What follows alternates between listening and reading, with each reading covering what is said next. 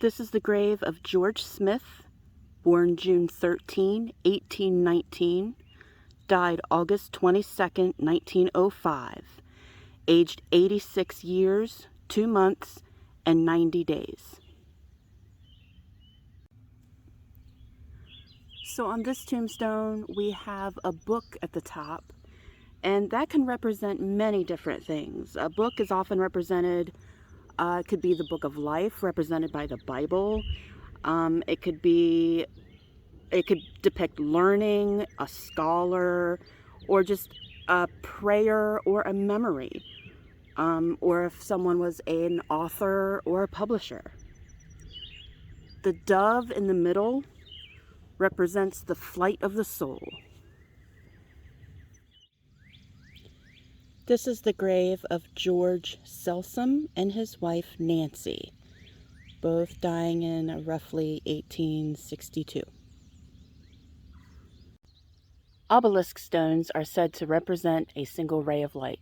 That's why the Egyptians were so into obelisks, because, you know, the whole Ra god thing. A stone with an anchor carries a lot of symbolism, meaning hope and steadfastness. An anchor can also be found on a sailor's tombstone. If you see an anchor with a severed chain, that denotes a premature death.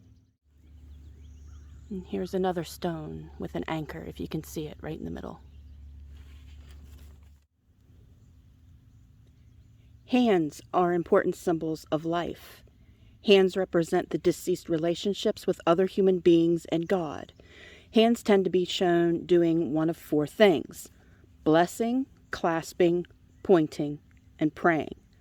A handshake can also mean welcoming the soul into heaven. And here's another one, clasping hands or handshake. And this hand is holding a flower.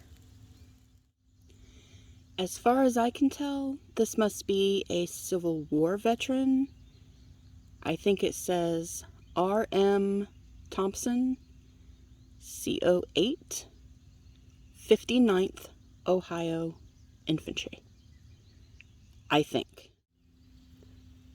Here's another Civil War vet, I'm assuming, S.D. Jenkins, 12th U.S. Infantry. A scroll as a stone can represent a person's life. One end of the scroll, past life, hidden. The rest of the scroll, the future, yet to be unfurled. Or to be unfurled in the afterlife.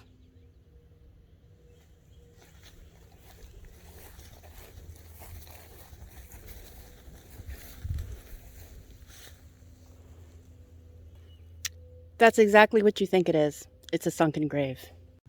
Sunken graves happen over time.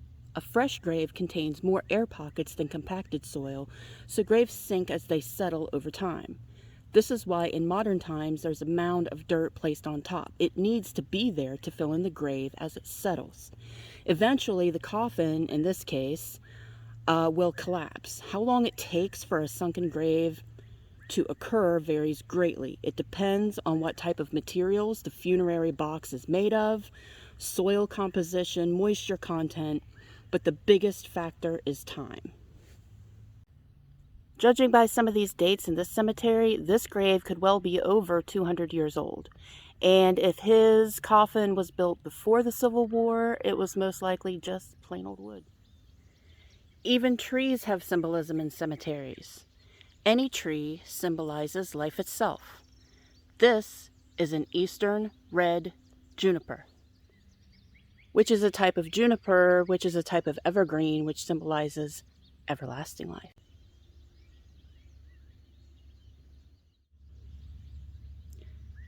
An epitaph is anything written on a tomb. The earliest surviving epitaphs are those written on ancient Egyptian tombs and coffins. Epitaphs became increasingly popular for the English in the Elizabethan times. This is one of the very few stones in the cemetery that I can read the actual epitaph. I can read the whole thing. William E., son of John W. and Mary A. Withers, May 1st, 1900, August 28th, 1900, with Christ in heaven. Here we have a tombstone of a Mason, depicted by the square and compass, which represents the all-seeing eye and the omniscience of God. The draped cloth represents the veil between the living and the dead, or a pall, spelled P-A-L-L, which is a cloth simply laid on a coffin or a tomb. And it can also represent death and sorrow. Life is for the living. Let's go have fun. It's this way.